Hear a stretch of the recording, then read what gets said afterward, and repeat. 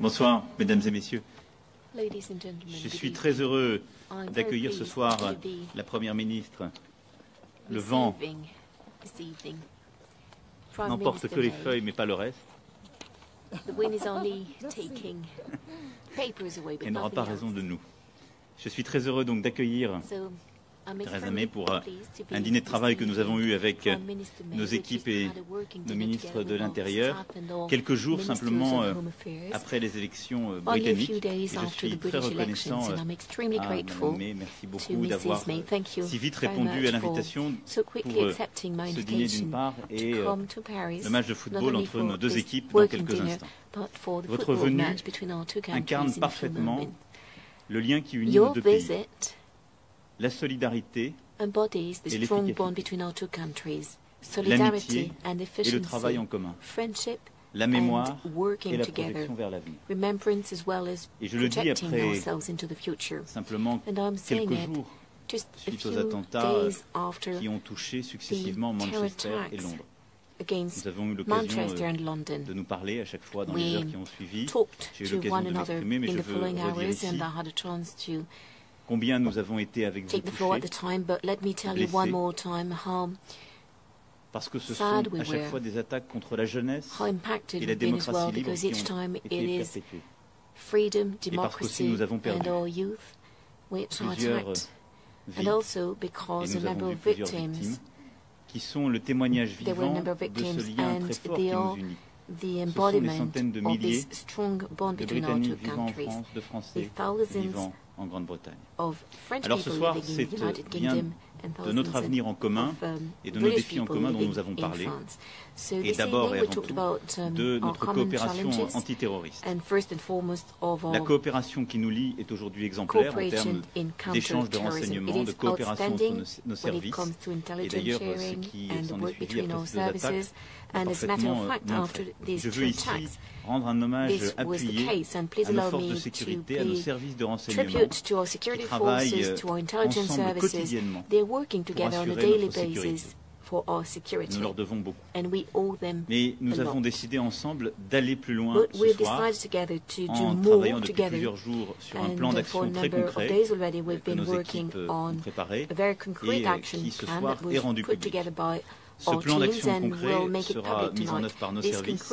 Il vise d'abord à renforcer les engagements et les obligations des opérateurs en ligne afin de supprimer les contenus qui promeuvent, dans tout type de médias, la haine et le terrorisme. Il y a aujourd'hui des engagements qui ont été pris, suivis, ils ne sont pas suffisants.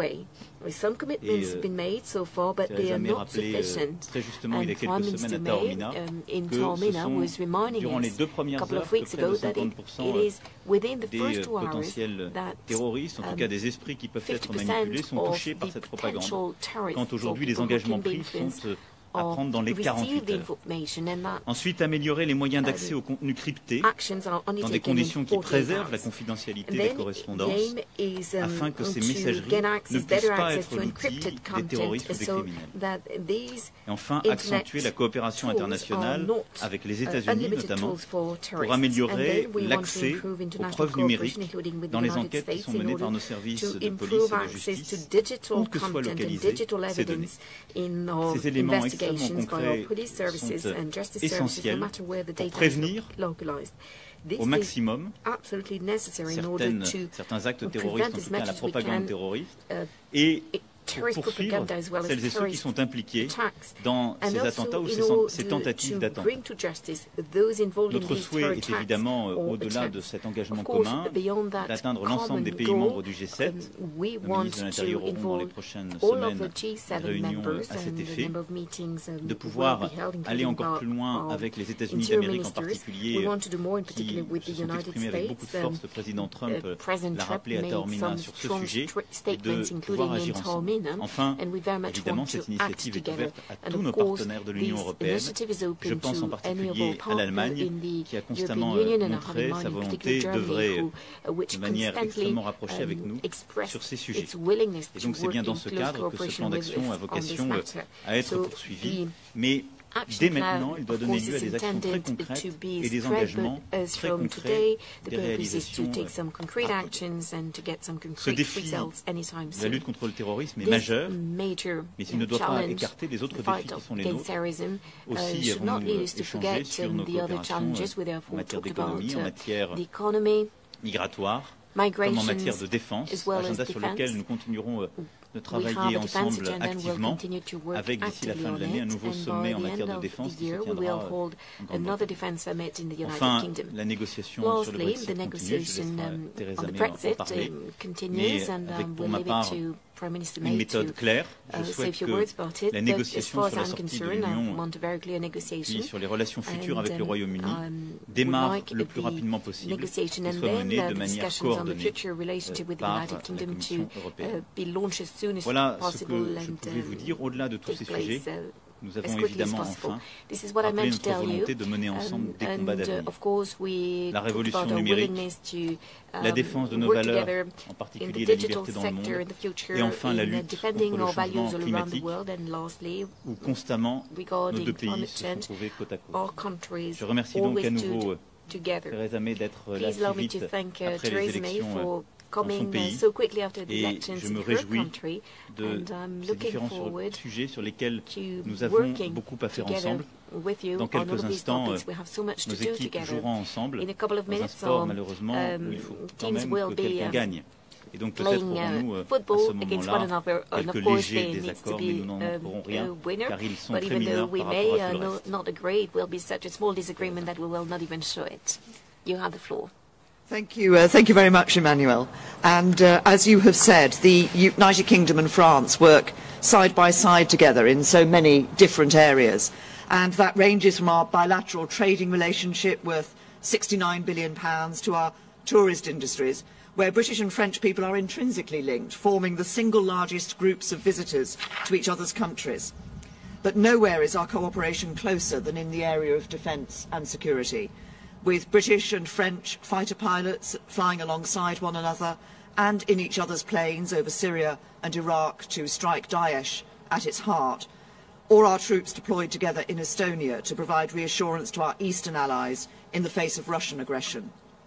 Just this month, cooperation between our two countries has led to the seizure of £65 million worth of drugs in the Indian Ocean, with UK and French naval officers working together on HMS Monmouth to intercept an illegal haul. And this is our close and deep relationship in action. As you've said, our discussions today have focused on the greatest security challenge our two countries face, tackling terrorism and rooting out the extremism that fuels it. Both our countries have, sadly, experienced the horrors of terrorism all too recently. I offer our heartfelt condolences to the families and friends of the 3 innocent French victims killed in the terrible attack in London last week. It shows so painfully how these attacks are not attacks on one place, but on us all. And a British man, Nick Alexander, of course, also tragically died in the Bataclan attack in Paris in November 2015. And I know you stand with us against this evil. And tonight, as you've just heard, President Macron and I will join the England and French football teams and the fans at the Stade de France to honour the victims of the London Bridge attack. In the wake of the November 2015 Paris attacks, the England and French teams paid tribute at Wembley Stadium to all those who lost their lives. And our visit to the Stade de France tonight will be a similar show of solidarity against terrorism and extremism. The counter-terrorism cooperation between our intelligence agencies is already strong, but President Macron and I agree that more should be done to tackle the terrorist threat online. As I've said before, in the UK we are already working with social media companies to halt the spread of extremist material and poisonous propaganda that is warping young minds, but we know they need to do more. And today we can announce that the UK and France will work together to encourage corporations to do more and abide by their social responsibility to step up their efforts to remove harmful content from their networks. We're launching a joint UK-French campaign to ensure that the internet cannot be used as a safe space for terrorists and criminals, and that it cannot be used to host the radicalising material that leads to so much harm. We will lead joint work with the tech companies on this vital agenda, including working with them to develop tools to identify and remove harmful material automatically. We will press them to urgently establish the industry-led forum we agreed at the G7 summit last month to develop shared technical and policy solutions to tackle terrorist content on the internet. Crucially, our campaign will also include exploring creating a legal liability for tech companies if they fail to take the necessary action to remove unacceptable content. The Home Secretary and the French Interior Minister will meet in the coming days to drive forward this important work, and we are united in our total condemnation of terrorism and our commitment to stamp out this evil. Finally, on Brexit, we have been very clear that we want to maintain a close relationship and a close partnership with the EU and individual member states into the future, including in the areas we've discussed this evening. And I confirmed to President Macron that the timetable for the Brexit negotiation remains on course and will begin next week. So thank you, Emmanuel, for our very constructive discussions this evening. Thank you. Thank you.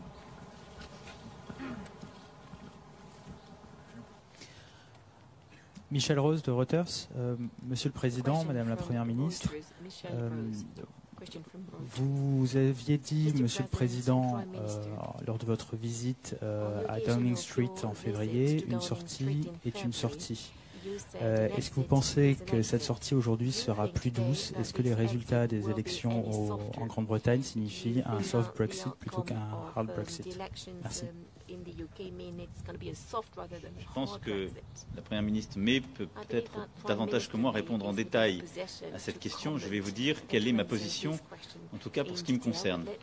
La première, c'est que le souhait de la France, c'est que les négociations commencent le plus rapidement possible.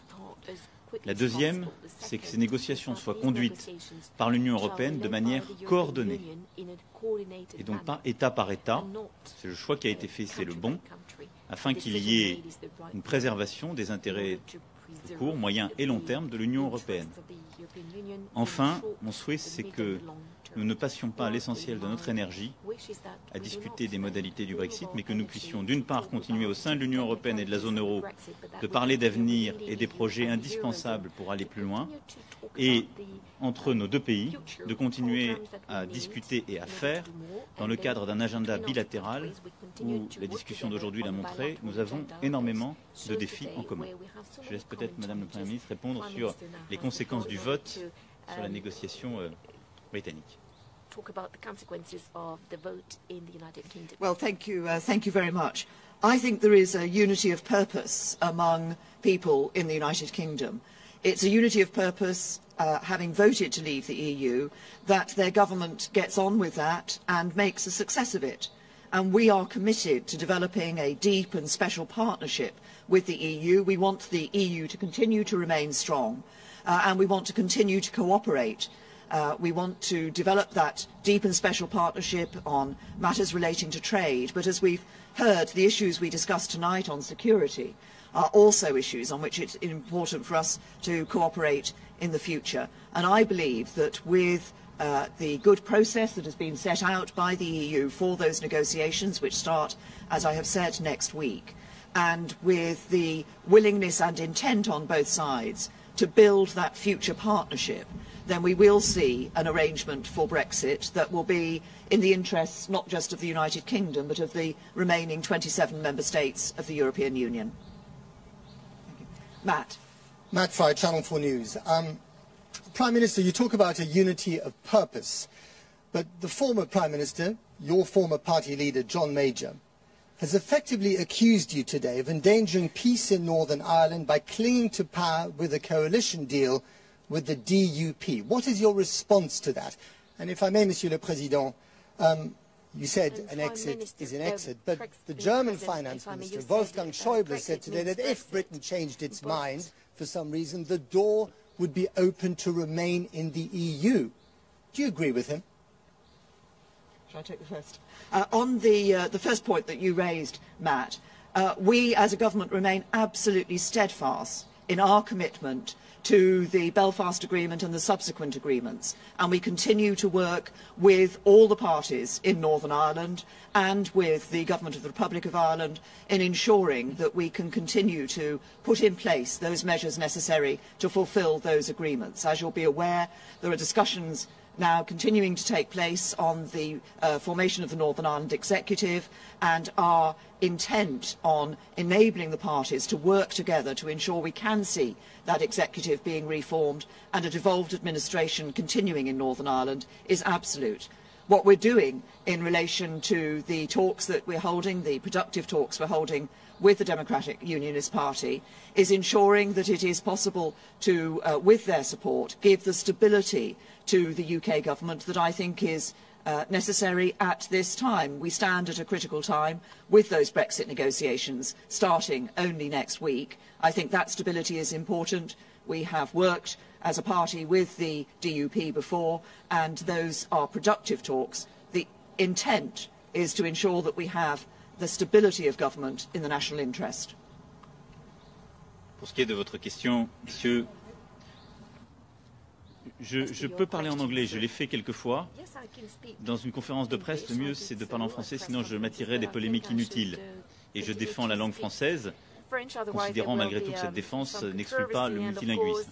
Mais je vais donc vous répondre malgré tout en français pour vous dire sur ce sujet-là que la porte est évidemment toujours ouverte tant qu'il n'y a pas une négociation du Brexit qui est achevée, mais que la décision a été prise par le peuple souverain britannique de sortir de l'Union européenne. Et moi, je respecte la souveraineté des peuples, qu'il s'agisse du peuple français quand il décide quelque chose ou du peuple britannique quand il décide quelque chose pour lui-même. Et donc, en l'espèce, il ne m'appartient pas de savoir s'il faut revenir ou pas sur cette décision du point de vue des pays membres de l'Union européenne, tant que la décision d'organisation évidemment de cette sortie n'est pas achevée, il y a toujours la possibilité de la rouvrir. Mais il faut être clair, organisé, et une fois qu'elle a commencé, il faut être collectivement conscient qu'il est beaucoup plus difficile de revenir en arrière. Très bien, je crois que nous ne maîtrisons pas une chose en tout cas, c'est l'horaire de début du match de football, ce qui suppose que nous vous quittions pour rejoindre le Stade de France. Merci à vous. Thank you. Voilà.